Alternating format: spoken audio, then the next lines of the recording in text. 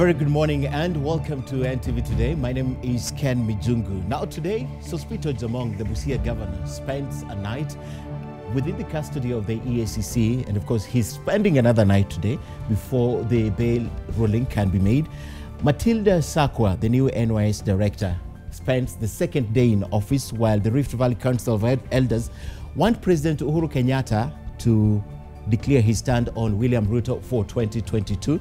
These are some of the stories we are following up for you, and we'll be talking about those stories with my guest today. And also in Parliament this morning, the Justice and Legal Affairs Committee is this morning meeting the IEBC at Parliament buildings over the review of boundaries and the operations of the Commission following the resignation of 3 commissioners and the subsequent suspension of the Chief Executive Officer. Do they have quorum to operate? Can they hold a plenary meeting?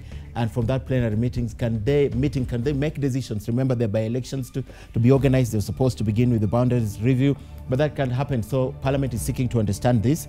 On the other part, the Departmental Committee on Administration of National Security is also meeting the Cabinet Secretary, Ministry of Interior and Coordination of National Government regarding the influx of illicit goods in the country. Matiang'i is expected to provide a detailed report on the same, and he's also expected to justify to the committee his recent snubs of invitations by the committee, as well as answer questions that the MPs will be fielding. And finally, in Parliament, what we're covering for you, the Committee on National Cohesion and Equal Opportunity, chaired by Honorable Maina Kamanda, is today meeting the National Council for Persons with Disability on various interventions the Council has been carrying out for persons living with disabilities. Now, those are the stories we're following up for you in Parliament, plus breaking stories, developing stories, and everything you need to know. But first, let's talk about some of the top stories that make your headlines this morning. The new NYS Director General, Matilda Sakwa, took office yesterday with a promise to restore order and public trust at the agency. Sakwa was received by Youth and Gender Cabinet Secretary, Professor Margaret Kobia, who also announced radical changes at the institution aimed at correcting the procurement mess blamed for the runaway theft of billions of taxpayers' money. Silas Apollo filed the following report.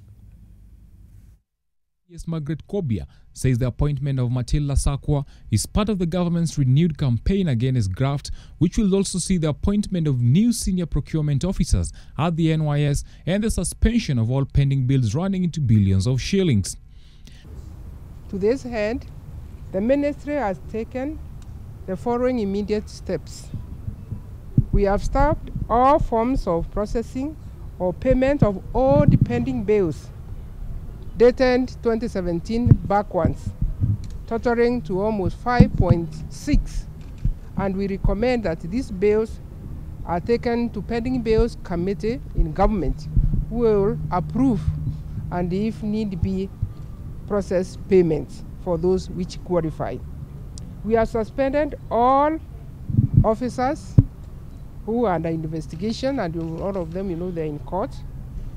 We have also instructed that any new payment under the National Youth Service is reviewed to verify if it qualifies for payment. The ministry will undertake fresh pre-qualification of suppliers in line with the laid-down procedures for procurement. The CS says Sakwa, who has enjoyed a career in the civil service spanning 29 years, was up to the task. Let me say also, not many people wanted to come to National Youth Service because our image is tinted.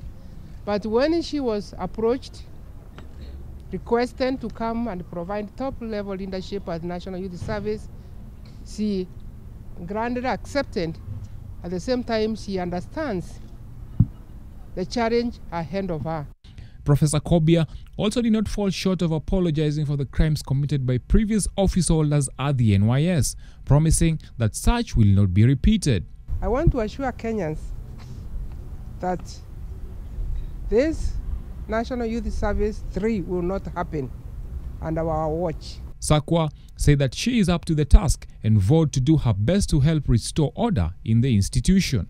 It's a difficult task ahead of me, I am sure of that. And I'm not taking things for granted, but I'm counting on all staff of NYS, and particularly the CS, CIS, and the PS, to assist me steer this organization. We have heard a lot about NYS. The only thing we hear about NYS is issues of procurement and corruption.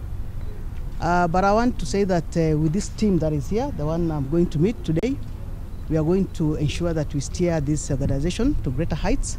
It is with this new team that the government hopes to rewrite the ills that have been the face of the NYS, leading to the ouster of its senior-most officials in the past 3 years. Silas Apollo, NTV. And of course, NYS still makes headlines, and it will continue to make headlines. After taking charge at the National Youth Service, Matilda Sakwa becomes the third Director General at the helm of the troubled NYS. In her acceptance of the challenge, she is quoted as stating that she would borrow a leaf from those who have been there before her. Leila Mohammed takes a look at what awaits her while looking back at the challenges that led to the fall of those before her. Matilda Sakwa walks into the National Youth Service with hopes of breathing new life into a service long dogged by corruption 4 years after Jesper Gut's departure. I've done a lot of work with the EACC because I'm committed to total cleaning up of a place where I work. She is inheriting a system that, according to former Public Service and Youth Affairs Principal Lillian Omolo, does not have institutional memory with regards to who it owes for services and goods rendered. We have had very many stalled projects that we have inherited. According to Omolo, the new DG at the NYS, just like the team before her, will have to deal with stalled projects and reallocate funds where millions of shillings were once pumped into but ended up down the drain. We are no longer going to tolerate in our country unethical people. An example is the stalled NYS project at the industrial area, which has been revived. So we really do not have all the factors around why the project was stalled. Okay, thank you. There's no institutional memory. That is a challenge that we are dealing with a lot of the projects that are stalled at NYS. There is no institutional memory. Sakwa's first duty might be to streamline the procurement and tendering processes. Since revamping the NYS, the ambitious nature of the programs has led to heavy funding and created lucrative cash dispensing machine for the corrupt in society. The Cabinet Secretary gave direct instructions to the DG that from now on, all central procurements must be, all procurements must be centralized. I personally did not think it was an effective way. I will be faithful. It is almost 2 years after the NYS was moved from the Ministry of Devolution and months after the NYS Season 1 scandal revealed that 791 million shillings had gone missing. Before migrating to the manual, from the manual system to the e-procurement, I said what we have before our hands was really a classic case where that manual process was abused, or allowed to use it was raped by the players, so that indeed they would be able to break and ensure that there is a pilferage and loss of government revenue. Her predecessors have stated that changes in how the service does business have drawn a backlash from cartels. When you take business from her, because you have given to someone who you are saving a lot of money, you want to ask yourself, where was that saving going? And as the person who has now missed that saving, are they excited about it? And this perhaps... Matilda Sakwa, who has stated that she will be banking on the goodwill and cooperation of those still in the institution, is walking into the NYS with a new team at the procurement and financial offices with hope that what befell her predecessors does not return to haunt her. On January 8, 2016, Richard Ethan Dubai, a long-serving public servant and a former permanent secretary, was sworn in as the new Director General of the National Youth Service, taking over from Nelson Githinji, who was at the time in court over allegations of corruption. Sakwa also takes over at a time when Dubai is in court facing corruption charges. And I don't think this job is also for the faint-hearted. Leila Mohammed, NTV. Right, we'll be talking about that in a little while with my guests in studio who are already here. Introducing them just before I speak to Bernardo Juang. Jack Okula is a policy expert and he's also an advocate of the High Court of Kenya. Jack Okula joins us to talk about this, setting the youth agenda after Matilda Sakwa takes office. Then we have Nerimo Wako, who also joins us to talk about this. I know she wants me to use that name. Thank you, Nerima. And Billy Mijungu also joins us. He is the former chairperson at the National Youth Council. They'll be joining me to talk about all these matters shortly. But first, let's take you to Rongo. That's where we find Bernard Ojwang. He's our correspondent on the ground, talking about graft issues. Bernard, good morning and good to see you from the county of Migori. Talk to us about what the youth are saying in Migori regarding graft, and specifically with Matilda Sakwa now taking the helm of National Youth Council. Well, thank you very much, Ken. It is just around 2 days after Machakos County Commissioner Matilda Sakwa was appointed the new NYS Director General, and immediately after her appointment, she promised a lot, including fighting corruption in that department, saying that she will make sure that NYS is back to where it was there before. Remember, due to poverty here in the country, many youth prefer NYS and following, at least to get different careers in to get knowledge in different professions, and following the current ongoing corruption cases at that department, they have lost hope, saying that people, the government, some top government officials are taking advantage of that department as a way of acquiring health in this country. And now we are just going to talk to some youths here in Rongo. And before I talk to them, can you remember the issue of corruption? Anyway, the latest issue of corruption whereby Angerita, the air supplier at NYS, whereby she got over 50 million shillings without doing anything at that department. Just let's talk to some of the youths here just to get what they have over this issue. You'll just start with your name. Tell us, what do you think about the corruption issue here in Kenya as a youth? Okay, as we are youths, corruption is too much in this our country. In fact, as a common people, as a common man, we are dying of corruption. Since morning, I can just state it, since morning we have never get anything to put it in our pocket. But there are some people, they are getting a lot of money. So the corruption is high level in this country. Do you think the government is doing enough at least to curb corruption here in the country? No, you know, they are just making a lot of noise that they are minimize a lot of corruption, but they are doing nothing. There is no improvement a lot of this country because, you know, as you saw back when Waiguru, they told us that they are going to jail her. There's nothing they did. After a lot, they're just coming to the common people. So they are nothing they are doing. Yeah. Well, thank you very much. I'm also going to talk to one person here. Come, we talk. Okay, do you think the government is doing enough to curb corruption here in Kenya? You as a youth? No, me as a youth, what I think, they're not doing much. You know, first of all, I will congratulate the DPP yesterday, what he did to Ajamong. That can be a good example. But when to come to other people, there are some cartels. There are some cartels which are hiding in governments. They protect them. While you find in NYS, they only jail the small ones, not the big people like those ministries, PS. Like, for example, in a ministry, there's no money can be taken away to some individuals. They are paying contract, while the ministers don't knew that the problem. And here it comes, they're only arresting the PA, assistants. That's not the issue. This will come out, and this cartel, this will be a first example to be arrested, be jailed, fine. Not jailing somebody who has still 2,000 and leaving somebody who has still billions of shillings. Yeah, they are suffering. No jobs, nothing is going on. They only say on cameras, oh, we'll do this, but nothing is going on. Nothing is moving. They're only coming to medias to cheat us. But when it comes to action, nothing is doing. There's nothing government is doing in action. You heard yesterday when Matilda Sakwa was took over the office, she promised that she's going to fight corruption in the NYS department. Do you think she's going to do enough, at least to curb corruption here in Kenya, at that department? No, according to my view, he might try to do the best how she could. But being the head of it are cartels, how will it perform? You can try your best, but the head of you is cartels. How will you perform? You won't perform. You won't perform. They're just deceiving you. Just do this, say this, but they cartel themselves.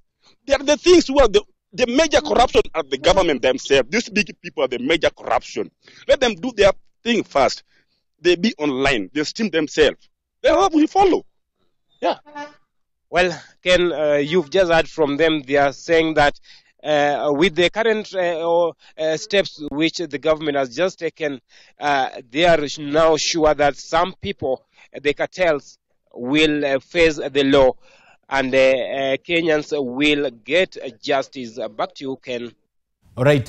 Bernard, perhaps get one more person to interview. Perhaps talk to one more person. I see a lot of youth behind you. I think just get one more person to ask them about what they think. Yeah, I'll do, Ken. I have another one here.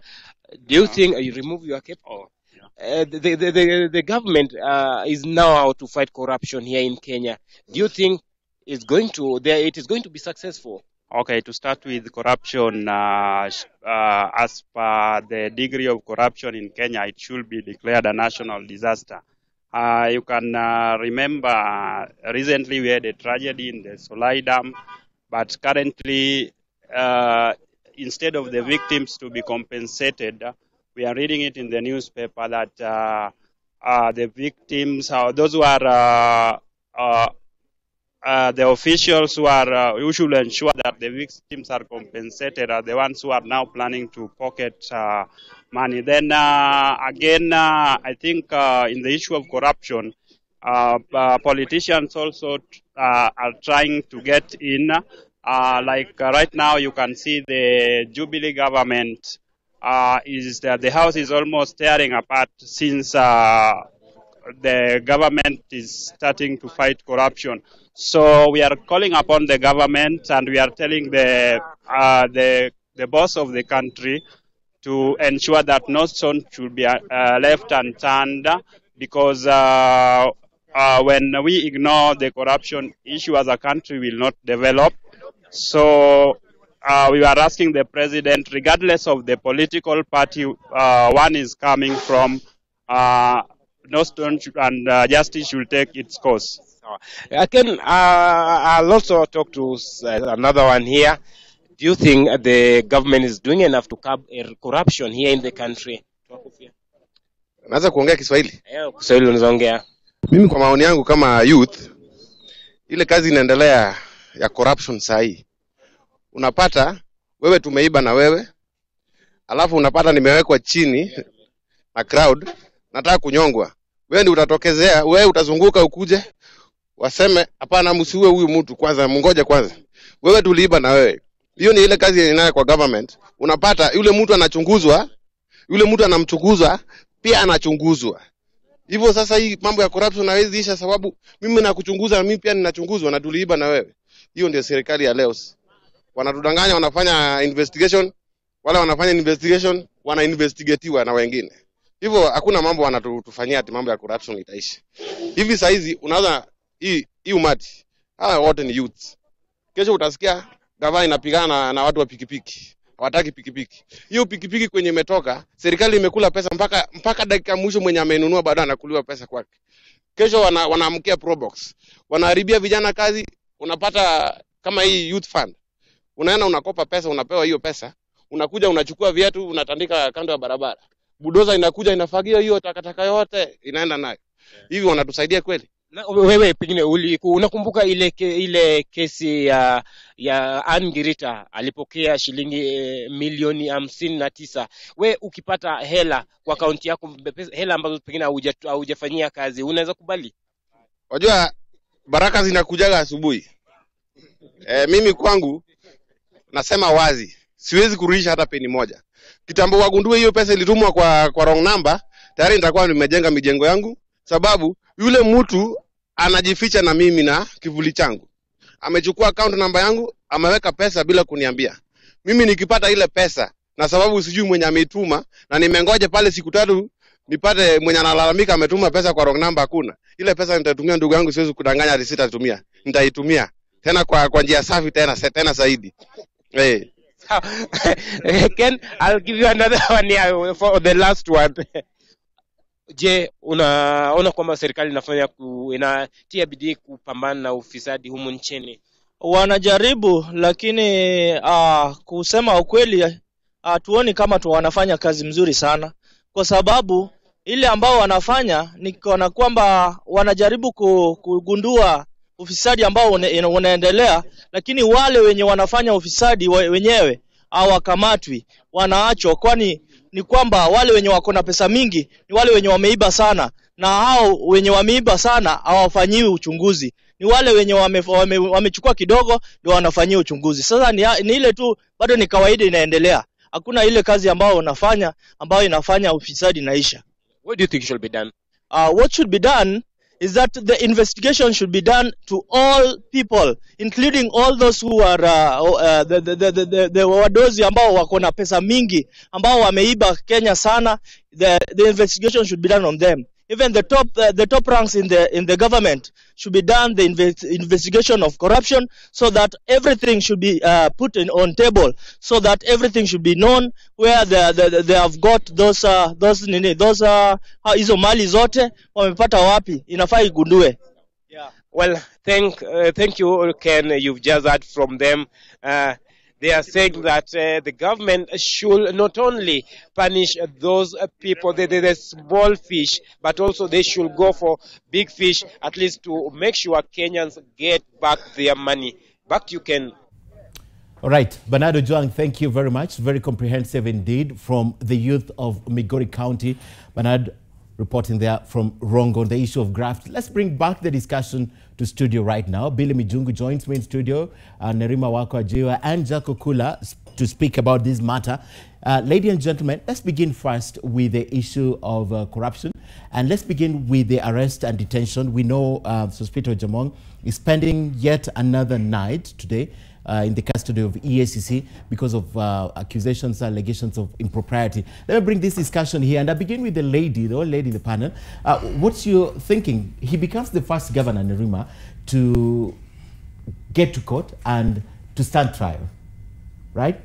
Is this sending a message? Because we know about 2 weeks ago, the DPP told us that there are about 4 governors and 1 file was ready, and yesterday we knew which file was ready, and that's Sospito Jamong. Yes. Yeah. I think it's a good thing. Actually, earlier before the show, I was talking to Jack and I had mentioned how it's goodwill within governance. When we talk about fighting corruption, for our president to be able to face the Big Four agenda, he will not be able to do any of those Big Four when we have rampant corruption within our county governments. So the case of Governor Ojamong is a victory when we talk about systems coming into place. When we see the feedback that we've received from people, you can see that there's anxiety, anger, people are frustrated. They are tired of seeing that there's going to be something happening and then we never see anything going through courts or systems. So the fact that we can say, here we have a case, here we have evidence, we have taken it to the EACC and they are actually following through with the case, and to not only hear that, but to hear that someone as a governor being handcuffed, being almost treated as an ordinary citizen. For people, it shows that there is goodwill within government when it comes to fighting corruption. Okay. Whether there's going to be something after the fact, I'm not sure. We just need to wait and see whether this case is going to follow through and we are actually going to have a conviction. That's another story in itself. All right. Someone told me perception is important in the fight against corruption, and even the fact that Kenyans now perceive something to be happening, I think it's a good point to begin for Kenyans. It's never happened before. Jack, your opinion? Well, corruption is has so many faces. There is the social aspect of it. There is the economic aspect of it. Importantly, there is the legal aspect of it. Let me start with the legal aspect of corruption. That the legal aspect of corruption has nothing to do with emotions, has nothing to do with the sensational manner in which the governor was arrested and Kenyans are now feeling something is being done.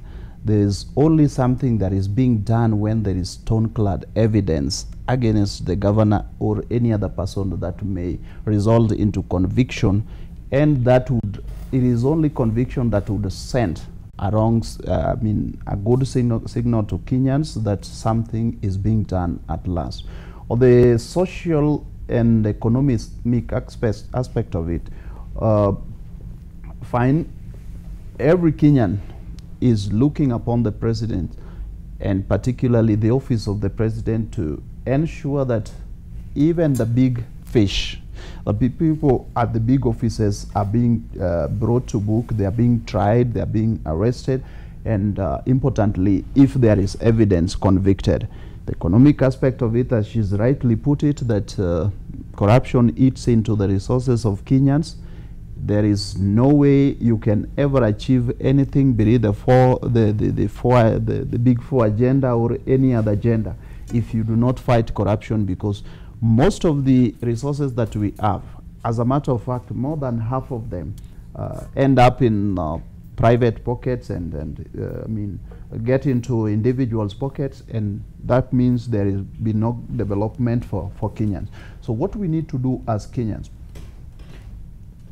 and we are going to talk about this, that we need legal policy and of course institutional reforms for many institutions, including but not limited to EACC, which of course I have opinion about it, and of course the office of the director of public prosecution, as indicated, particularly the new one, Nadine, that he wants to pursue corruption and of course other criminal elements to some logical conclusion. That is a good sign. As to whether they stand the test of time is one, is neither here nor there, but Kenyans at least are seeing that something is being done and they are happy about it. And we as Kenyans support the president and of course the director of public prosecution in their pursuit for justice for Kenyans. As far as EACC is concerned and of course other offices, I guess we need to deliberate further on the same. It's a discussion that we can't end if we begin it today, because there's so much arguments out there about EACC. There are people who are calling for its disbandment. EACC and DCI, there's a conflict last week over who should be doing the corruption investigations, to an extent that they were invoking their mandate, not having given the investigating officers their mandate to investigate the corruption. So there's a lot of things. We can't finish EACC, but trust me, we'll talk about that. Let me speak to Billy. 400 billion shillings annually. That's approximately $1 billion shillings a day in this country gets lost through corruption. And now we're looking at these efforts that the government is taking, and we believe the fight now is headed to the right direction. But does this really send a right signal, or as Jack says, perhaps it's just glossing over it? Thank you, Ken, for hosting us. I think if you look at the reaction in Migori, there's mixed reaction as to the kind of arrests that were made yesterday and probably Governor Ojamong being charged. I would have really been more attentive if such an interview was carried out in Busia today. How would people in Busia react? Would they be inspired with something that is happening? But perhaps it's because it's Migori, they don't see that something is being done about them, because all politics is local. But we must know this. This is the first elected leader, high-profile elected leader to stand charged in a court of law. So I think the message going down there is positive, but we would really be keen on sentiments coming out of Busia. Does it inspire confidence in Busia? Because actually so we did an interview with the people of Busia who were very supportive of the arrest, and they even called for the auditing of the financial statements of the county. So they welcomed it, yes. And you can clearly see also EACC, this is the first high-profile case against a politician from EACC. Remember, EACC is trying to do catch-up with the CID and the like, especially with... Is it really? Is it the first high-profile? We've had former NYS, former peers. High-profile elected. Elected leader, yes. Okay. This is the most... And to the stature of the governor, every member of parliament must be thinking, oh, this is coming to my CDF, and the MCS and the like. So I think it's a good move. Okay. Let's see if it inspires more. But what I might say is this. The office of the Director of Public Prosecution has inspired some hope in Kenyans. That is no doubt. As to whether this goes somewhere beyond this is a matter that we have to wait and see. Concerning EACC, Ken, and Governor Ojamong has been arrested. We are saying that whether it stands the test of time, that is something that we need to debate. But EACC, I mean, I have argued and I want to argue here that other than the blood of Jesus, nothing washes away the sin of many like than like EACC. They've called it a toll station. Yes. They've called it a toll It station. is a toll station. Yes. Of biblical proportion, akin to the wording of Isaiah 1:18. Come, let us reason together. Although your sin may be as scarlet, red as scarlet, as white as cotton. snow. Okay. And as red as crimson, they will be as wool. Okay. Now, EACC, in my very considered opinion, and everybody should respect my opinion, that the most unnecessary and superfluous constitutional creation is EACC, just like shoe umbrellas. And of course, I have also said, and I am repeating it, that Eliud Wabukala, he cannot fight even a cockroach. He cannot even fight the dust on his coat, let alone corrupt individuals. But the creation of EACC, Jack, from the first institution that was led by Mwao, right, to the current one with Wabukala, it's transitioned. And I think the idea of having EACC was good, but they've also spoken about being toothless. They've spoken about being underfunded, you know. When people say EACC is a toothless... No, they say it themselves. They can't. They investigate and it ends there. Yes, they say it is a toothless dog, but that is unforgivable insult to the dog. Even toothless dogs bark. EACC cannot bite, EACC cannot bark. Okay, Nerima, do you think... Nerima, do you think EACC has been vindicated with this single case? Do you think it vindicates them? That they're doing some good job? I think it's too early to say. Okay. It's too early to say. We have to see how the case progresses and then be able to make judgment from there.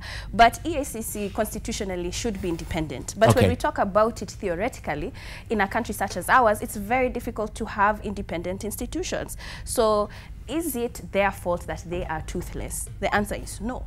But we can see that they are trying to make strides to begin to perform in some form or case. So it's very difficult to blame them for the situation that they're in solely on them, that you must be independent, but how can you be an independent system in a country that doesn't allow for independent institutions? So it's something that has to be progressive. You think that's their challenge, Nerima? You think that's their challenge, as it's not about persons being put there? We know their terms are expiring, and what many Kenyans want to see when their terms expires, none is going to be renewed. I know Halake Wako is not eligible for another term, but perhaps they'll take another official from EACC who they will probably a deputy, who they will promote for the same. EACC is complicated. In fact, I think of it as almost as the IBC. No matter who is there, people will have issues with the person who heads EACC. All right. Before we conclude the issue of EACC, Billy, I'd like to know, the day the DPP appeared before the Senate's Justice and Legal Affairs Committee, he stated, without second-guessing himself, that the EACC has issues. Then there was a press conference later that the EACC attended, and now the tone changed from the DPP. Yeah, that I noticed. I think they were trying to go around the principle of collective responsibility within government.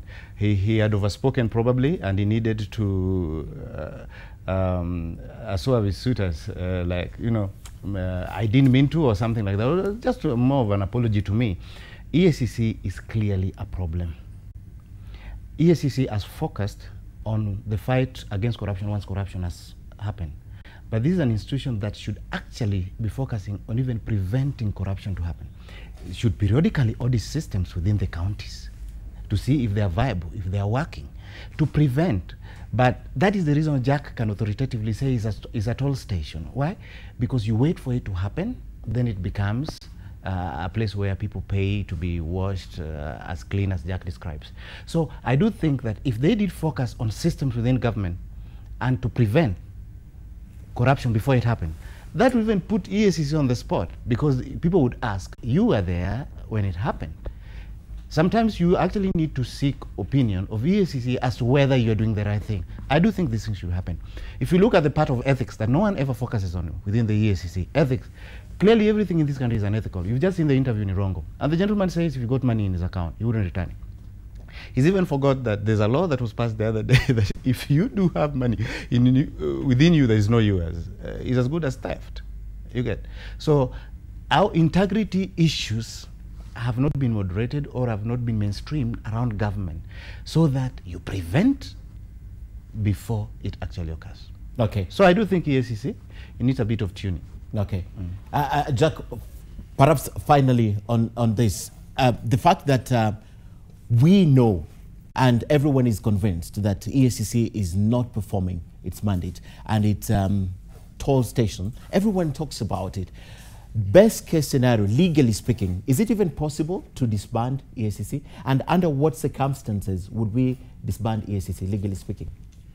Well, legally speaking, of course, EACC is a constitutional creation and, of course, established under the EACC Act. But then you can do away with it by amending the Constitution and, of course, repealing the EACC Act. So you don't need this is an independent, it's an independent commission, yes, but you can amend the Constitution and disband it. It is not a question of disbanding EACC. It is a question of having, systems that are working, and of course an institution that can really be proactive as opposed to reactive, as Billy puts it.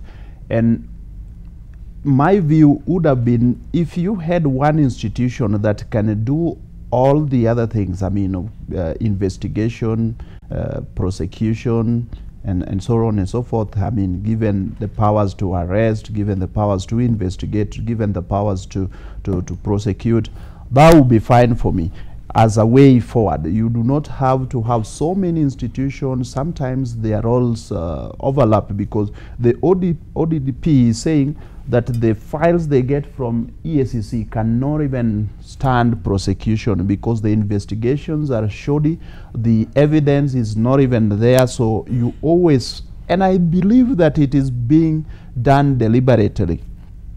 You cannot convince me, as you would not convince my 2-year-old son, that there is no corruption in this country. There is corruption in this country. So if there is no evidence that corruption, it means that someone is not doing their job. Okay. And the person who should be doing this job, and particularly on issues of investigations, is EACC, and then they forward the files to the Director of Public Prosecution. So EACC has deliberately and is made a deliberate and focused attempt to subvert justice for Kenyans, which is very wrong. And in my view, then it needs to be disbanded completely, and then we have an institution that can do all the prosecutor role and the roles that are concerned with the criminal justice system. Okay. We're not coming back with the discussion. We have about a minute to end. Nerima, in 30 seconds, let's look at the immediate former heads of EACC. Let's talk about Kinisu, PLO Lumumba. Good meaning, but you know how he was bundled out. Let's talk about Kinisu. Probably well-meaning, but you see how he was bundled out. And then we have now Wabukala, who they say cannot even hurt a fly. Do you think, if I threw the spanner into the works, John Githongo? Wow. John Githongo. I mean, historically, he was all about corruption. And even when he was in cabinet under Kibaki, he really tried. But even with his actions, when there's no goodwill, it is impossible. So as much as we have a commendable individual who fights for corruption for this country, if there's no goodwill within that system, then he's powerless. It's as good as not doing anything. Billy, briefly, 30 seconds. Well, the question of EACC is very interesting. Jack, I don't know whether I differ with you, but look at the powers of prosecution. The only time EACC is purporting to work now or to get some teeth is because they have an overbearing office of ODPP, Office of Director of Public Prosecution, that is giving them, can throw files back to them and tell them, you go work. You get. Before, if they had prosecutors, they would take flimsy court cases that would then be thrown out on technicalities or any other issues. But now you have a competent DPP. No wonder these powers should be separated. This DPP tells you it is not good enough. So you look more incompetent. You even risk losing your job. So at the end of the day, you have to have something to show. So I think they should separate their roles as it is, and it is working as long as you bundle that independence that they have. All right, thank you. We are not coming back with the discussion on EACC. We'll be discussing NYS in a short while after this break. But just a disclaimer, the DPP has stated clearly that he is confident that with him holding that office, the EACC will work. So I just thought I would put that also into context. He says that he is confident that with him as the DPP, the EACC will finally deliver. Let's see what happens. When we come back next, we'll be talking about the National Youth Service and the new executive director, and we'll talk about, put that into perspective, knowing that we have the youth here to talk to us about it. And definitely, is this the medicine that was needed? We take a short break right here on NTV Today. We'll be right back after this break.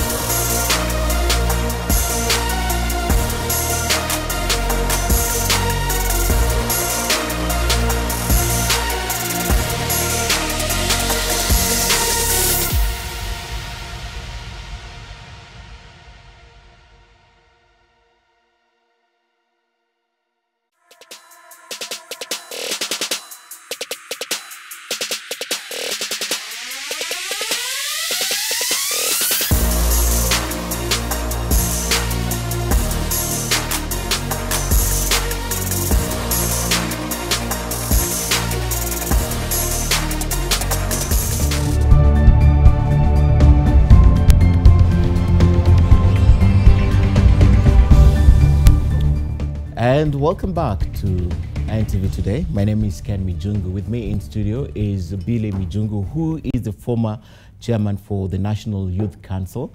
Nerima Wako Ojua. She is the Executive Director of Siasa Place, and Jack Okula, a policy expert and also an advocate of the High Court of Kenya. Join me in studio to discuss issues of the youth, and in specific, the National Youth Service. Let me begin with a graft that was unearthed at the National, the Youth Development Fund, that is, the Youth Development Fund. And this is something that Kenyans are talking about. Ronnie Osumba has been there for 2 years, right? And then this is something that happened long before that. But let's put that into context before we talk about the National Youth Service generally. The fact that we still have situations where graft cases are unearthed, where does that leave us? Let me begin with Jack. He goes there 2 years down the line, then he discovers, oh, there was some money that left. We know that there's still investigations that are going on. I think Bruce Odhiambo and the team are in court. I know one lady passed on, but this is still active. Then there is another one that comes in. The youth sector generally, whether it is the NYS, whether it is the Youth Enterprise Development Fund or NYC, any sector within the youth industry is a money-minting venture for the big men and the big women, if they are big women. Because what normally happens is that there is a lot of money that is supposed to be going to these institutions like the Youth Fund and NYS. Rarely do you find the people that are, the young people that this money are meant for benefiting from this. You find so old people have been appointed to the institutions, the old people, because they are laxity in systems, whether they are legal systems or the policy systems or the administrative systems in these institutions are totally so weak that it would not be possible for one. Is it fashioned that way? Is it fashioned? It is fashioned this way deliberately so that these monies are swindled. Okay. You see, they are conveyor belts for people who want to take money like NYS or the Youth Fund. They are merely conveyor belts. Of course, you have to pass money through an institution before it can ultimately land into your pocket. But I think that is when people talk about reforms, and Billy has been in the youth industry for a long time. We've tried to restructure the youth industry with aim in the past. It is a big mountain to climb, an insurmountable mountain to climb, because everybody would be opposed to these reforms. Okay. The reforms are people will oppose them because they want the institutions to be so weak that they would want to get these monies deliberately and all the time. So Bruce Odhiambo comes in. There is before Bruce Odhiambo there was Gor Semelango comes in, and they find very weak systems, very weak, that it would be unforgivable for you not to steal. It is so tempting because the money is there and people know that this money has been given out for people to steal. So when you are the head of that institution in the category of a board member or the chair of the board or the CEO or some high-ranking official, you will really be asked, bring us this amount of money. From the ministry to the top people, they'll tell you, bring us this amount of money, and then you account for it. So whether you have stolen or otherwise, of course, in the process, I lost my friend, Catherine, quite bad. But then people will tell you, bring us money, and then you account. Since you are the accounting officer, at the end of the day, people will go for your head. You may not have actually stolen this money. Okay. Yeah. And no one is there to save you at that time. No one is there to say that we asked for money from this institution. Nerima, do you believe that's what's happening in these institutions? Do you believe they're so weak as to allow you to give you that temptation to steal? Do you believe that they're deliberately fashioned in a way that people will steal? Absolutely. When we look at the stories that have come out with people having proxy companies and using tendering processes that you wonder how they were able to reach the final stages and transfer of funds. So it means that there are people within these systems who this has become an everyday affair. It's cultural. But also, as Jack was talking about previous youth ventures from our history, they've always been stolen from. So it's almost a tradition that anything that goes to the youth is eaten. It doesn't reach the youth. Kazi kwa vijana, exactly. pesa All kwa of wazee. them. Yeah. All of them. Yes. And when we even talk about youth, what worries me the most is the fact that as much as we're getting older as a country, the youth population is getting younger. So you're going to have more and more youth that you need to take care of. And these youth are not only angry, they have unemployment, there's lack of access to education and health. And so you have a population that is getting angrier and more, and then there's less money getting to them, this government will have a serious problem. So we need to start talking about how can we create systems and processes to where these funds are reaching this very population. Because if not, we have a ticking time bomb. Okay. I'm wondering, because you are the helm of the National Youth Council, how weak was the systems? Well, I've never seen more rigorous systems. It said all over that government actually outlives everyone. So people are deliberate with systems. When you are in this institution, you can actually see that everything is done and systems are put in place to be able to safeguard public money. And I can say this honestly without any provocation. Systems are not deliberately weak. You look at the case, we're going to talk about it later, but like NYS, a set of updated laws before somebody takes office, but deliberately ignores those laws and just do things and try to cover up. So I do not think that systems are that weak, but it is deliberate, and because corruption war goes nowhere, it goes around. People are just there for the sake of it. I want to talk about Youth Fund. Youth Fund has come a long way, and I can confidently tell you from where I sit and from what I know, they've done well over the past 2 years in terms of restructuring the fund to get it to work and deliver for young people. It might not be ultimately what we expect it to be, but they've come from far, and the way Youth Fund was set up, it was hurriedly set up such that it was just not going to deliver to young people at that point in time. But if you look at what Ronnie has done, Ronnie and group have done, they've done quite well, save for the corruption scandals that keep popping up that I no reference to them, but to other heads or previous heads of that institution. So they have done well. These scandals, I think they should come out so that they clear them up and move on to a new chapter. But again, something has also come up, they are merging those funds. So sooner or later, there will be no youth fund to talk about. There will be one fund, a Biashara fund. But it is right that today, as it is, they've done well, and I think their systems continue to improve. That I will defend. And they are very quick to action. When they realize that there were officers in the fund who are messing up things, they swiftly removed them. They didn't even think twice about it. So I do think things are working for them. But now, that fund is going to be under one fund, which is also a disadvantage to young people, because suppose you have $1 billion for the taking, and women are more proactive than young people. So unless you say 300 million will be strictly for youth, once women have exhausted their 500, you're not going to come to the youth one. You see?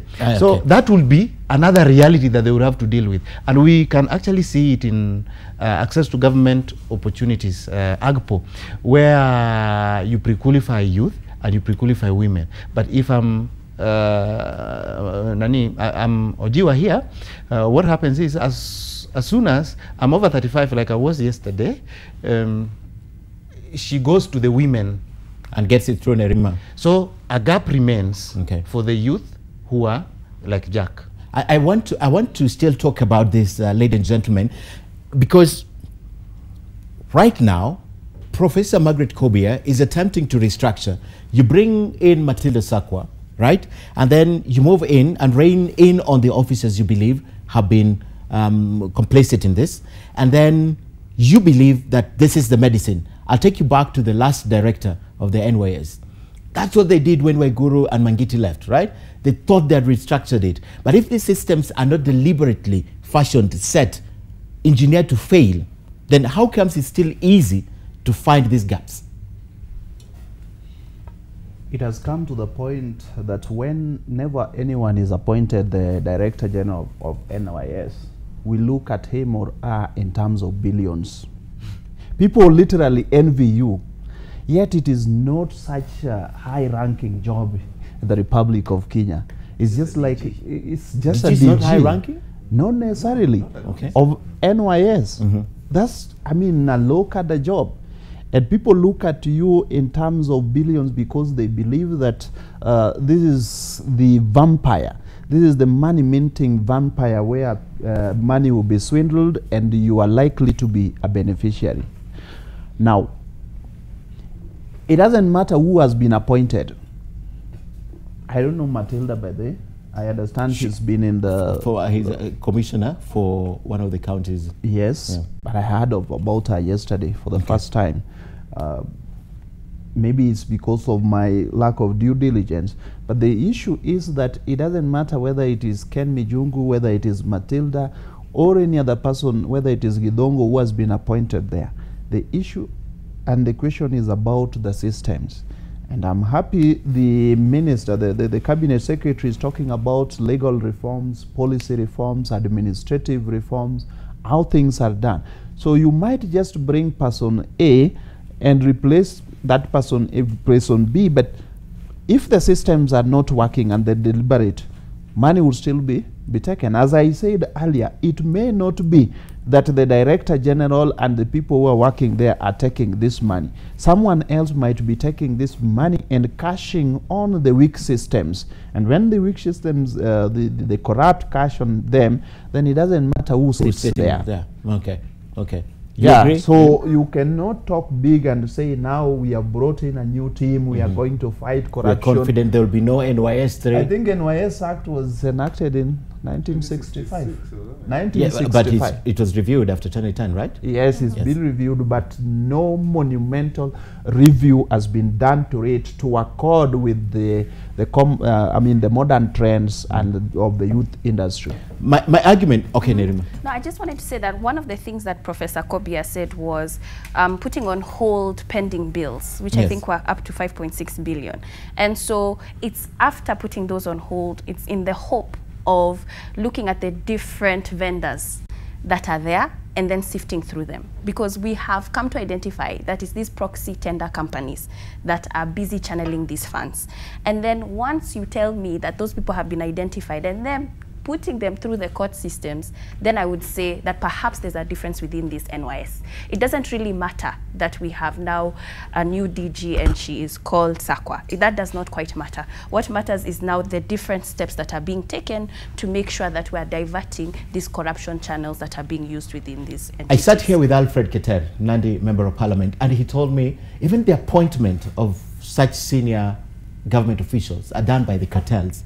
I'm thinking from the top of my mind that this being the case or not being the case, if she stops the pending bills, right, and the cartels own this money, 5.6 billion shillings, this is the money for the cartels, because the people who do genuine business never get paid.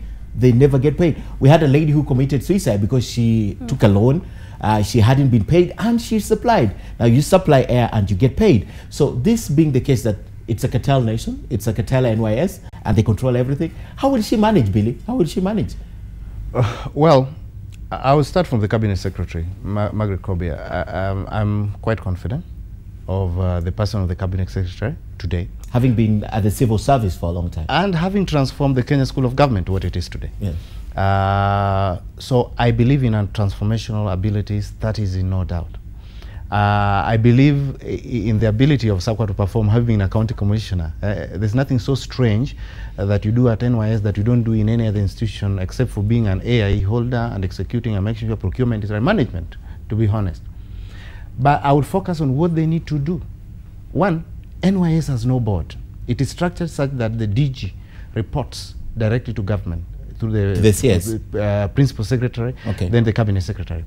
They need to protect the Director General by having a board of sorts, an advisory board of the National Youth Service, for example, to be able to create a buffer between the NYS itself and the mainstream. Is that deliberate? That he doesn't have a board?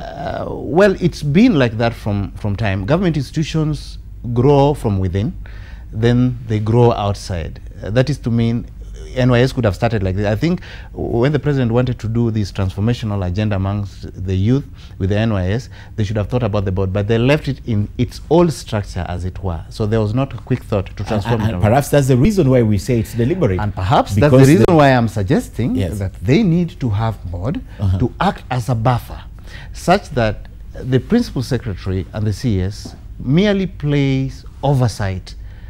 But as it stands today, everything that is done, including procurement, it's done in the ministry. Secondly, because you have so much money going But even there, before you go there, even the agencies with boards like the Youth Fund, we still see pilferage of but it's funds. not as monumental as NYS. Perhaps it's not monumental because it's not having an allocation of 25 billion. Another thing would be to unbundle, and that's why I'm coming to that 25 billion. NYS has institutions dotted all over the country. Some are doing training, some are doing engineering, some are the headquarters in Nanyuki, in wherever, all those areas. Even in Ukambani there is some. What they need to do is to make sure that the budget that they allocate to NYS is expended at the point at which services are, such that if you have an institution of NYS in Makueni, for example, let there be a mini director general or a general manager of some sort in Makueni that is the authorized person to spend money on behalf of NYS, so that you have this 25 billion, but once the money moves into NYS, everybody has his 600 million, another one has his 200 million. But when you concentrate it centrally, there are cases where you get a suppliers who've never been paid, but the system says they have been paid, but it's another person who has been paid on that. Billy, the structure you're proposing, perhaps, that you're talking about, decentralization of this fund. Yes. Look at the decentralization of the national government to the county. Yes. What's happening in the counties? But at least, if you in the county, if you give their counties billions, it's this money. Can you imagine? Can you imagine? Jack, before you come in, can you imagine? It's perhaps better when it is down there, and I wouldn't be so much annoyed if I heard that a Mama Mboga who supplied Mboga to NYS from a remote location has been paid and she overquoted, or she was paid twice that amount. I wouldn't have such a bigger problem as to this one we have over here, where suppliers are there, they did sell suppliers, they are not paid, but their vouchers indicate they've been paid, but they've never received their money, but other people who have never supplied anything have been paid. Jack? A raft of issues. One, I want to disabuse you of the notion that devolution needs to be slighted. I mean, no, that was an example, because he was talking of decentralizing the billions which are controlled by. Which is right, because every law in Kenya needs to accord with devolution. Yes. Most of these laws were enacted before the promulgation of the Constitution of Kenya 2010. So going forward after 2010, all the laws of Kenya needed to have been reviewed to accord with the Constitution of Kenya. That is devolution as part of this Constitution creation. Having said that, and I agree with him that there is a way NYS needed to have a linkage with the county governments and the devolution itself, so that if you have a national, the director general, you needed to have directorates, probably directorates in the county, so that or the major regions, or the major regions. Yeah. But then there are a few issues. That is one. And of course, secondly, I have said that these systems, perhaps they are deliberate to enable people, still. The person, there is nothing for us, and I'm talking as a young person, as a youth, there is nothing for us without us. If the person who is manning the youth industry is an octogenarian, with all due respect to her, she's, how old is she anyway? 91? Almost 60. Oh, okay. Jack. With all due respect, why wouldn't you get a young person to man the youth industry? Okay. And then the person, the institution that should be given the mandate to really monitor how the youth industry works and how the money is expended is the National Youth Council. The question is, there is an act of parliament, the National Youth Council Act 2009. It is a creation of the law. Does it really exist? It does not have a council. The advisory board does not exist. There is really nothing that is happening there. I don't know whether Billy is the one that brought it down or whoever it is that brought it down. I mean, I'm just saying, but I know for a fact that the government has made sure that it kills National Youth Council, which is the body that is supposed to be mandated to monitor really how monies that are meant for young people are expended. You look at the National Youth Employment Act, that the Sakaja bill, National Employment Authority, National Youth Employment Authority, and you go to their board. There is no single youth that sits in that board. I'm telling you for a fact, there is no single youth. The last person who went there, I think my friend Engineer Temo, who went there as a youth, is no longer youth. There is no single youth that sits at that board. There is no NYC, National Youth Council Act. There is no advisory board. The people who are manning the monies for the youth and even the ministry are very old people. When you invite, and she will concur with me, I've even seen social media where there is a youth conference and you see 70-year-old, 65-year-old people who are attending the conference. Okay. Is there anything for us without us? Okay. Nerima. I've agreed with Jack on very many levels. And I think for me, what I grapple with the most is how we talk about cartels often. And then, has anyone ever caught a ghost? Because it's very difficult to say there are cartels, and then nobody is naming the cartel.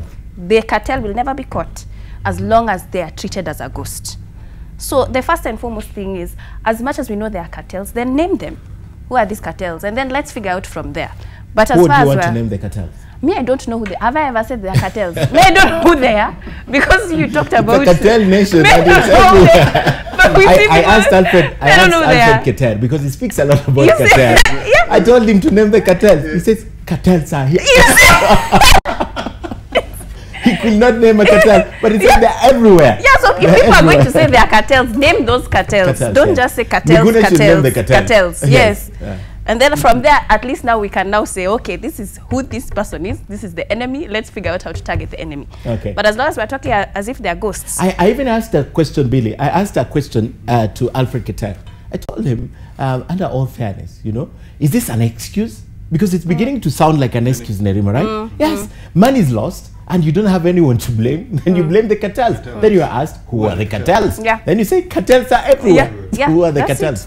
But then also to follow on with Jack is that, you know, he talks about youth and them not being represented. I mean, name anything, even the building bridges, Big 14, there's no young person in there. But you're talking about the future, but it's the young people who should be concerned about the future. Then when it was also on social media where we talked about why are there no youth within that Big 14 building bridges. And there's, and somebody said, well, they know nothing about the past, so why would they be in that space? But how can you be so stuck in the past? Are we going toward the past or the future? Because we should know more about the future than people who are leading the youth. And what was the response? That's what we said. And of course, went on to being that youth do not quite understand these spaces. Why would you give them to young people? And the funny thing is, when you have a young person who is quite capable of even being in a board and leading a board, they are questioned. Who is behind you? Yes. What do you mean? Here? How did you get Who here? It is not you. Yes. Who sent you? Who sent you? Yes. Yes. So we're living in a country that does not believe in its young people. What's your last name? What's your last name, Billy? Yes. Well, Nerima and Jack has quite got it. Jack has raised many issues. For example, the National Youth Council is role. I'm no longer youth, but I served, and I guess this National Youth Council thing is going to follow me forever. My mandate in the council, when we were at the board, remember we were the first council, and we were supposed to first have an institution before you even try to do anything. And Jack knows, because we were with you in all this the whole time. We created an institution through the public service, because you don't work alone, you work within government. We made sure that the institution, it had no money, but by the time we left, the institution could receive money, it could have it on account. We created an institution out of it. Now, Jack, I want you to imagine a 29-year-old who has never known anything in government, or a 31-year-old, that was the average age there, was about 31 at the time we were in. We didn't know anything about government. Not even a piece of it. In fact, when we came into the council, we were not even aware of how the board was working or what the boards were. That's how bad it was. But fast learning, we made sure that by the time we left, there was a board. It is the government to keep doing elections, to have a new board. When you talk about National Employment Authority, of course, the National Youth Council sends a representative. For example, even Youth Fund, there's a representative of the National Youth Council on behalf of youth who can sit in this board.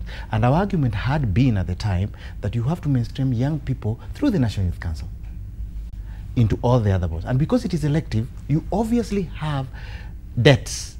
So the people who you're going to bring into this board are people who definitely know more about the youth sector. So it's well structured. The law is there. But as I sit here today, even board allowances, just normal board allowances for members of the National Youth Council, for example, they owe me. They owe every other person. We were never paid. It only tells you that we were so diligent, we worked so hard that even we were not even paid. There was no allocation from the current ministry? Of course there were. But because you had to expend this money through the ministry and we didn't have the institution in place, there's no way you could work. Now that the institution is created, you cannot even pay little debts like 500,000, 300,000, little pending bills for statutory obligations that you do not need to pass a law to do. That's how frustrating it could be. But today, I can confidently tell you that the institution is in place. They have a CEO in office. And any council, like today, if you're appointed in any board, say National Hospital Insurance Fund, for example, you will get a working institution with a secretary, even if it is IBC. You'll get every other thing working. You have a competent secretary. You only need to move into the board to start actualizing your dreams or your vision as members of that board. That we didn't have. Okay. We created the board. Today, you are happy today that we have an institution, and whichever board comes in. It is there. There is no NYC. Because the NYC, as it exists in the NYC Act 2009, is supposed to be having board, and this board... Actually, if you talk on the basis of having a board, if you talk on the basis of having a board, that's the easy bit. Now you have an institution with a secretariat in place. You only need to conduct elections. A secretariat that cannot even pay rent at Bruce House. No. Actually, their house we don't have IBC. Jack, don't distort figures. Where the institution is hosted is an independent place, and they are part of the ministry. So really, the budgets are done from the ministry, so that is taken care of. What you need to talk about is you need a board. And as a young person, I would encourage you to vie and be in that board. You might you might learn one or two things, how they work in there. Elections were done in 2012. No, 2012. But I can tell you. And they are not about doing any other election. Which is. So how do people get to those positions? One wonders. But are they occupied? Are they a position? You can't get it is the same problem that has been there with young people. Nerima is here, a young person, competent, who can be a CEO and who can be a member of that board. But no one is putting government on the spot as to the need to do an election and to have a board. And that is where the cartels have held you to. We have done our part. Oh, they're also cartels. Of course. Of course. We had done our part. We've served. And diligently so, at least from the National Youth Council, regardless of every little penny that was there, no one can bundle up a name and say, oh, this youth did this and this. We were very careful, knowing very well that we were young people who had a chance to grow, and therefore we had to do right. All right, ladies and gentlemen, we are taking a short break once again. When we come back, we'd like to conclude this discussion. I'll hold you for about 20 minutes more. We'll come back and continue this discussion. Remember, it's a youth agenda. Matilda Sakwa at the National Youth Service. Is there a change? Is this the medicine that we needed? Too many promises. Let's see what happens. That discussion back with you in a moment.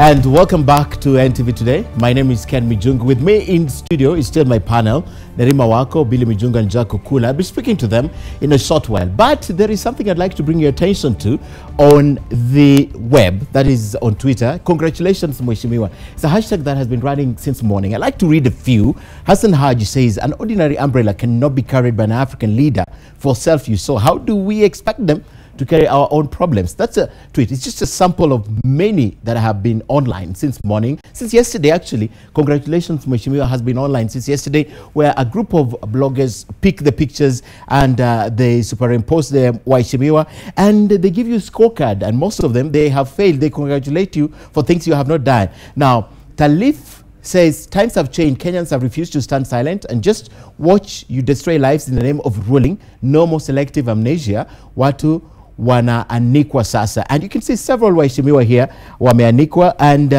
this one from Miguna, who is in the diaspora. Onesmus Kipchumba, more comment for your generosity. These pupils will use these shoes till they complete their higher education. A sample of them. Some are pretty much hard-hitting, some moderate. This lady has finished mail, reading what was said yesterday, blaming the waheshimiwa, where they actually heckled yesterday two members of parliament who were trying to address them. Yet they're not addressing the plight. Now, these sentiments that we have on the screen, sort of agrees with Nerima, who thinks that the population and the young people have become so angry as not to allow things to pass by, and they are reacting. And those are the kind of reactions. Let me get their reactions first of all from congratulations, waheshimiwa. I like your reaction, ladies and gentlemen. Let me begin with you, Nerima, because you said that Kenyans are getting, the youth are getting so angry, and this is what will bring out the problems and probably drive the ruling class into some action. Yeah, yes. Actually, I saw it this morning. Someone had shared it in one of the WhatsApp groups, and I thought it was very creative, quite hilarious, but then also hitting the nail on the head. You're seeing that as much as people are being sarcastic with it and saying congratulations, you're seeing the frustrations that people are saying within their counties that their leaders are not paying attention to. And so I think it's a new breed of people who are articulating their frustrations to their leaders, because social media has made them accessible, too accessible, because now through a tweet they're able to hear my opinion and understand that I'm not happy with what you're doing, and also for them to concentrate on what they were elected to do, not necessarily politicking about 2022. This is about concentrating on 2022. And are they listening? Are they listening? They will have to. Are they right now listening? They will well, we see some responding. Jack, on congratulations, waheshimiwa. I mean, Ken, you are driving me to get my political opinion.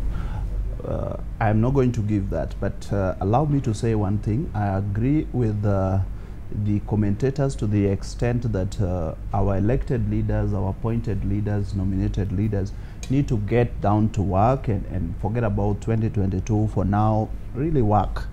We are in politics, all of us. Every Kenyan is I mean, a political animal. We are in politics, but some of us have really gone back to business. We want to do what helps this country, and when 2022 comes, we shall in due course go back to politics. For now, it's no time for politics. It's time to work. It is time to work. Okay. Having said that, but I believe this kind of the kind of comments that we coming from social media about you know, 2022, about congratulations, Mheshimiwa, they are loaded political statements, not necessarily Kenyans.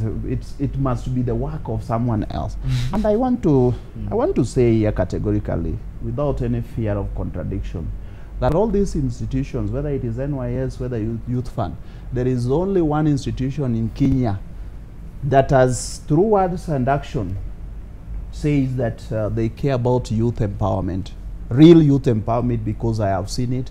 I have seen some of my friends, and that institution is called William Kipchirchir Samuel Arap Ruto. Okay, before we talk about that, congratulations, Mheshimiwa Billy. Yeah, well, hilarious hashtag.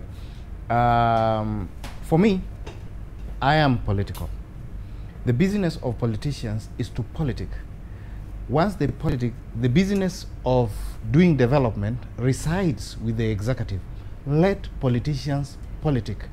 Let the executive do their agenda. At the expense of Kenyans? There's no expense of Kenyans, because their politicians, even in parliament, unless you are telling them that they should only make these arguments in parliament, because when they make the same arguments within the presence of parliament or in the chambers, then it's okay. But then when they make them in funerals, then it becomes, I do believe they should do politics. Maybe it should be the same politics, but driven towards development. The same number of, congratulations Mheshimiwa, the same number of legislators that have been bundled in the same social media hashtag that is ongoing, have said, and I've heard, regardless of what people think, they've said there is no contradiction between what they are doing and the achievements of the Big Four. And if they support the Big Four, that is when their own agenda, which is 2022, will work out. So they have cognizant of the fact that they can actually only succeed when the Big Four agenda moves ahead. So for me, I think this is internal competition of sorts within them, and that is what it's supposed to be. Look at the example of the US. There is no single day the politics of the US dies down. In fact, they go for elections every 2 years. Midterm elections. It is the best country, well managed on the face of the earth. So, but they have institutions that work, Bill. And we do have institutions that work as well. Has the whole group told any institution not to work, not to build a road, or not to do anything? Maybe the thinking will be this is clouding. Billy, they have not told any institution not to work. But when an institution, like you say, it resides with the executive, go to parliament and you find their cronies and neighbors and friends coming to support them, they should be oversighting them. What are you telling them? What are you telling them? You find Jimmy Angwenji sitting there, the CS is being grilled by parliament, he's supposed to oversight them. When you find other members of parliament holding press conference in defense of their community and their leaders, because they have been charged or they're supposed to be taken to court, they should oversight them. Are they telling them to work or not to work? We'll defend you when you get to parliament. Don't work. Still, we'll defend you. That's what they're saying. Oh, well, Ken, I will read it from the face of it. And what I know is that politicians are meant to do politics. There's nothing else they are paid to do. And to move the development agenda, my God, you need politics. Imagine if you have to do the SGR and you have to move out those families. You need the politician to convince them that it is a viable thing. And to go through that and to make it work, the politics is what drives the agenda. And to say that people have to be quiet. No, to say that people don't have to talk about 2022 right now. Actually, 2022 is the biggest driver to development. We have a vision. They have a vision for 2022. I agree with you. I don't disagree with them. I agree with you to the extent that politicians are supposed to politic. Anyway, that is their role. Whether you are legislating, you are a legislator, you are doing the work. This is politics. It's politics that had brought you to the office, and therefore you can only do that which you do best, which is politics. But there is a contradistinction between politics as the business and the campaigns for 2022. Can I ask you something, Jack? They are saying what they are saying. There are other people responding. Are those people not politicking? I'm saying that you cannot start the campaigns for 2022 when we are in 2018. We had elections in 2017. But this is not US, where we are having intermittent and midterm elections after every 2 years. This is Kenya. We are having elections after 5 years. So much as they are going to politic in and outside parliament, but you cannot put Kenyans in a campaign mood for 2022 beginning in 2018. That, to that extent, I totally disagree with the politicians. And I see Nerima disagreeing, shaking her head. I don't know if you agree or you disagree. No, it's like I'm in between. It's quite confusing because I think, what is the meaning of politics? What is the meaning of politics? And the way I understand it, it's negotiating who gets what, when, and why. That's it. That's why you elect that leader. Power. Yeah. Getting power. And as long as you're preparing to get it today, you know, you might say that somebody else is not I'm sorry, Nerima. You might say that somebody else is not politicking, but you can even... I don't think no, we're not saying anyone is not politicking. I think what our politicians are doing is nagging. Because they are talking about a lifestyle audit, they are talking about I don't want it, they are talking about we want it, I mean, that's what it is. It's nothing about the people. Yes. It has nothing. Probably. If they were negotiating about where a factory needs to be placed, and it's something between senators and they're arguing about it, let them politic. Well, but as soon as people are talking about Nerima, whether I need to be the beauty of this, vetted, Nerima, is that President Uhuru Kenyatta says it's about the Big Four. and the manifesto of Jubilee, Deputy President William Ruto says, hey, let's work. I'll be elected on the basis of delivering these promises to Kenyans. And I sat here with Osoro, Silvanus Osoro, from West Mugirango. And you know, he told me that sometimes they don't even tell us what to say, but when we get to the rallies or the funerals, Ruto is sitting there and he travels with Ruto, and I'll definitely talk about this. He doesn't stop me. Yeah.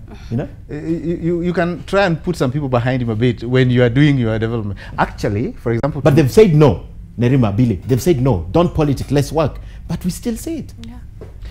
I think, like Nerima has put it, let politics be fashion. Let them fashion their politics around the big four, for example. What works? All right, we have a few minutes on the clock. So let's get back to the NYS. And the question now to all of you is, moving forward, there's one promise that we will see if it will be delivered. There will be no NYS 3. That's a promise. Moving forward, the kind of confidence that Matilda Sakwa has given Kenyans, is it realistic? You want who to? Yeah, is it realistic? All of you. Well, is it realistic? There will be no NY, and at the back of your mind, having the hindsight that even NYS 2 was not intended, and when the report is finally drafted, sources that we have spoken to and we continue to interview them indicate that most of those companies were even in NYS 1. Well, of course. So when we have NYS 2 and NYS 1 is still continuing, and then she comes and says there will be no 3. Realistic? Well, nobody really goes to the office to fail, and it would be improper and premature to really judge Matilda. No, we're not judging her. We're just saying, does it inspire the confidence? It is good to inspire confidence, as a matter of fact. But then, as to whether this confidence is the confidence that Kenyans have reposed on you is achievable is one thing. Now, I said that the systems are deliberately weak. So it means that it doesn't matter who sits there if there are no systems. And the CS was talking about reforms, the legal reforms, the policy reforms, the administrative reforms, and other reforms. I don't know which other reform. If we are going to do that in the context that we really want NYS and the youth sector to prosper, then she can achieve it. And again, institution is also as good as the one who is manning that institution. So if Matilda as a personality and as an integrity that will really move NYS, yes, she can achieve it. So there is no confidence that is really out of the ordinary that no one in this country or anywhere in the world can achieve. She can achieve it with the right people, but also with the right systems, with the right legal systems, with the right policy systems, with the right administrative systems. If all these are strengthened, yes, it is achievable. Okay, Nerima, yes. The fact is, they have stolen from Kenyans a lot of money. It's time to stop stealing. So she can. And can allow me to say one thing before she says, much as NYS, people have really stolen from NYS. Let us go back to the primary objective of NYS. I want to say this categorically, that NYS has also transformed lives. I have relatives, I have friends. I went to Kisumu one day and the young man was telling me every day he's paid 600. That is something that he had never seen in his life. And he was happy about it. I think he worked for around 3 years or so. The only question, and particularly the NYS, trains young people and their minds to be geared towards development in Kenya. After being trained, the only thing NYS does not do is to follow up. We trained Billy Mijungu. We trained Nerima. Where is he? Is he really inculcated in the development system in this country, and is he doing whatever we trained him in? So yes, and NYS with his monumental odds and challenges has also benefited a number of young people in this country. That we must say without, we must acknowledge that. Okay. Okay, I would say that change comes in stages. It's incremental, it's progressive. Drastic change, history has shown us that it does not work, it does not happen. And the safest thing I would say that they should have said is that not that there would be zero or there will be no scandals in NYS3. It would probably be that NYS3 will have reduced cases of corruption. Because I believe in, and I think that's the most realistic response they should have given, and I would have given if I was in that position. Okay. Other than no corruption, reduced corruption. Yeah, because what if in the next 1 year or so, there's another scandal? Regardless, you know, the tragedy with this is whether there's a new scandal right now, like Ronnie Osumba, he was not there when it happened.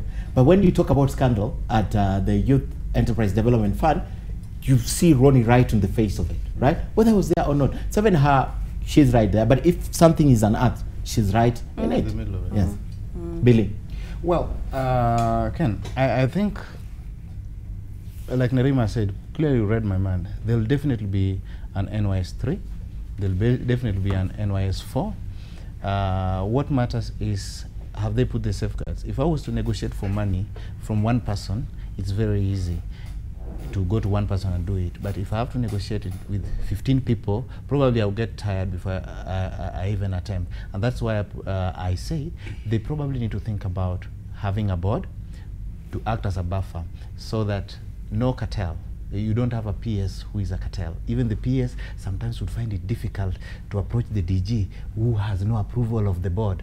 You get more people with responsibility around it and bundle it, decentralize it, and you'll have little scandals of not of proportions that actually destabilizes a country, for example. Those are the quick, you have a short-term plan, that can be short-term.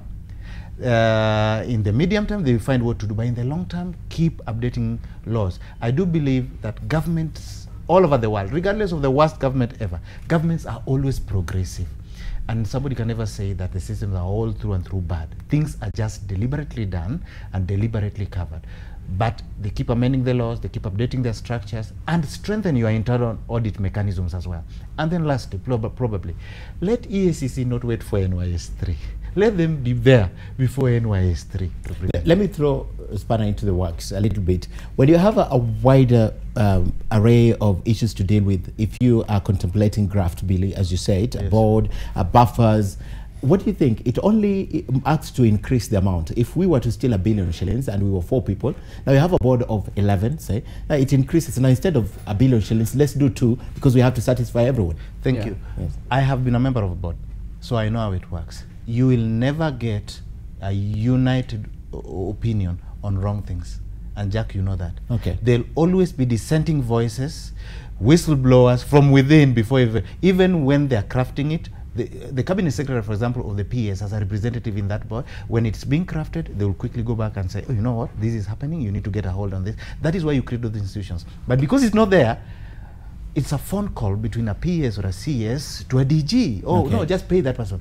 Or if the accounting officer or an accountant thinks that this has been done in order, but he or she has interest, they only need to convince the PS that they need to pay, which would have ordinarily been done by a board to know that, no, we know the right information, this is not right. But because they don't have the benefit of the information, sometimes these people, like PSS, I'm very sorry for my old friend Mangiti.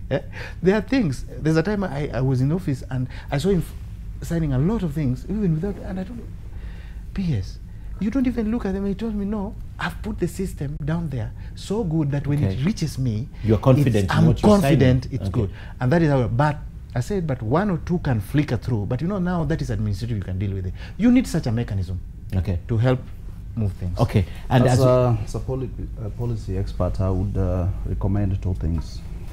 One, which is so focused, coming from 2002, the KANU regime, and people were feeling everything is so decentralized. No development really reaches the ground. Money comes and is eaten by a few people, the cabals of people around the presidency. And 2003, Excellency Kibaki just did one thing by signing to law the CDF Act, just it was around 5% or 1%. Very little. At that time, very yes, little. very little. And Wananchi really felt that, and they are still feeling it, that CDF has done something.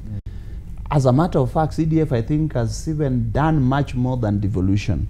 Yet devolution at billions of shillings. And what you need to do in the industry, youth industry, is something that is so deliberate, that is so focused.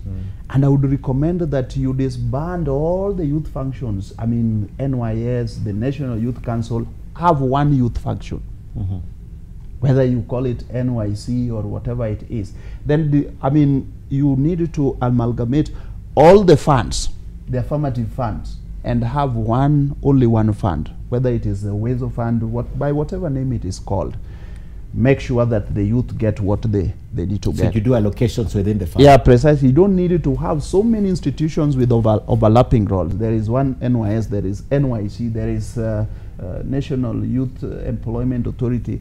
Bring them together, have one particular youth function in a youth ministry, not a ministry that has youth, that has sport, that has culture, that has gender, that has public service. So we have youth one as a standalone ministry. Standalone ministry.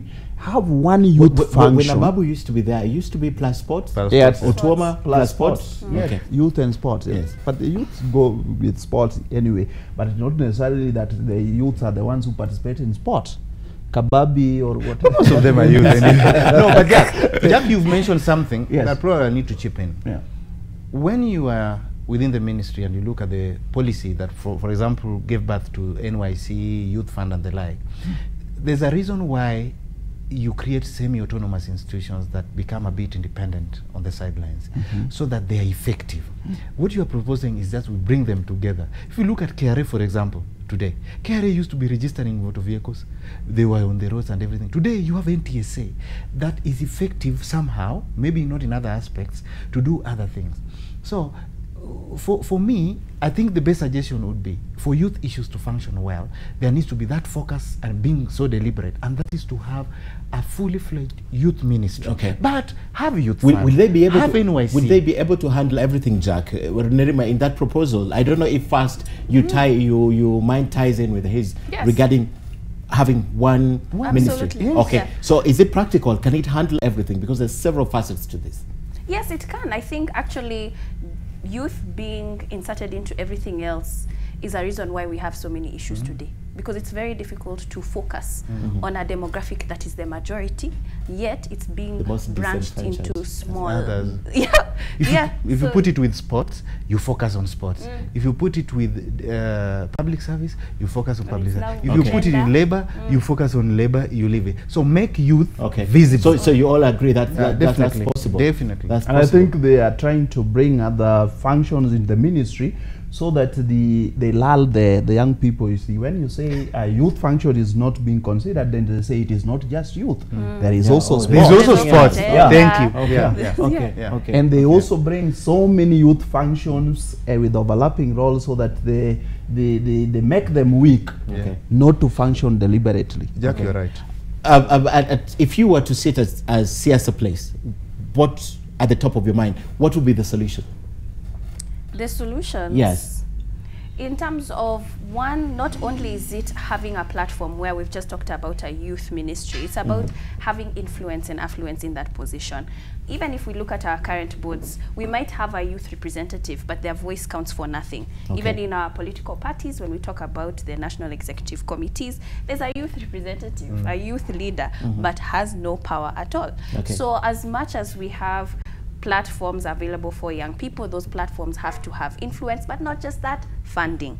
Resources is something that's difficult for young people too, and even having access to that funding. And this is something that we talk about occasionally. As much as we encourage young people to enter politics and leadership, campaign finance cap, that would be important for young people, because right now elections are just too expensive. We cannot afford the regalia or even having access to rallies and paying people to attend those rallies.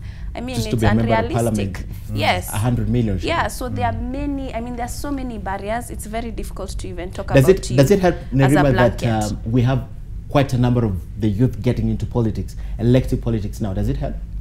It does, but as much, you know, I think right now MCA's youth, we have over 1,000 below the age of 35. Yeah. But whether they are registered youth caucuses in our country, I can tell you no. Whether they are organized, I can tell you again, no. So when we look at women, we see a more organized network. They have, you know, forces within the house where they're pushing for bills and things like that. But as young people, when we talk about that sort of organization, it doesn't exist. But is it something that can? Yes. But again, you find that there are systems that are put in place to almost stop them from being How can united. we can it? How can we make it happen? How can we do it? By being organized, but not just organized, it's by youth coming together. But it's difficult because we live To bring in a the youth country together. Yes, where People with political different parties interests separate them again. But it'll have to be youth who are visionary leaders, and at the same time understanding that, again, change brings progress and time, not necessarily us right now here, Billy, Jack, we're talking about youth. We might not be the ones who see the fruit of it, but youth want to see things now and be the ones in the forefront in that time. In your forums, what do you tell them? In our forums, we tell them that through public participation, we push for following the constitution and following for county integrated development plans, annual development plans, just being in those conversations, because in the county you have access to your MCA and understanding how resources are distributed and being part and parcel of that process. But a lot of them they are unaware, but also public participation is draining, it's long, and as much as it's available constitutionally, it doesn't mean that the counties follow those steps. Sometimes they try and sideline the public, but in several cases we report it all the time. So being able to advocate for those issues and allowing for transparent, accountable public participation platforms. And the last for you before we all conclude, you talked about awareness. They perhaps are not aware, but I'm wondering, between interest, are they interested? Or are they, because if you're looking for someone who's just cleared high school or college, 29, 30-year-old, what's the focus? Sitting in the forums and understanding and participating in them, or looking for something to put on the table? Youth are very political. They understand what's going on. They can talk about Raila, they can talk about traveling. I mean, they know what's going on. So are they interested also? They are interested. It's just a matter of being engaged. They are not engaged. Sawa, sawa. All right, let's conclude and start with Billy. We know a new agenda at NYS, and there's a lot of hope and there's a lot of trust that it will happen. Your conclusion? I'll conclude generally. There is no government in the history of this republic, like the Uhuru's government, that youth issues have been so much canvassed, and the opportunities that have been given to youth to just take and grow with them. This government has offered so much for young people than any other government since we had independence, and that is the basic truth. So it is for youth to be proactive and pick up those opportunities. There are opportunities within NYS for even younger people to get in and serve. There are opportunities to do business. This is the only time when you can, as a young person, you can do business without having any money. You only need to register a company. Once it is registered, when you have an LP or a tender, you only need to go to Youth Fund to again give you the money. So really, the government has given youth opportunity on zero to be able to develop themselves. So they've offered so much, save for the scandals that are perpetuated by people of the age group that we have now joined. There are more around youth issues than just NYS, because NYS is just a service. After that, you are socialized into the communities of what you should be doing or what you should work and be able to stand up for yourselves. So there's more out there. But by and large, that is it.